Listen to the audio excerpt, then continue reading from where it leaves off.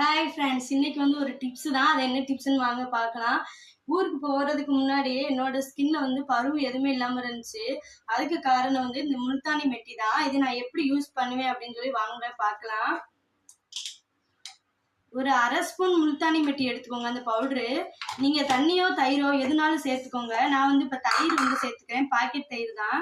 இதை நல்லா மிக்ஸ் பண்ணிக்கலாம். இப்போ மிக்ஸ் பண்ணிட்டு இப்படி அப்ளை பண்ணிட்டு ஒரு 15 நிமிஷம் கழிச்சு கழுவிக்கலாம்.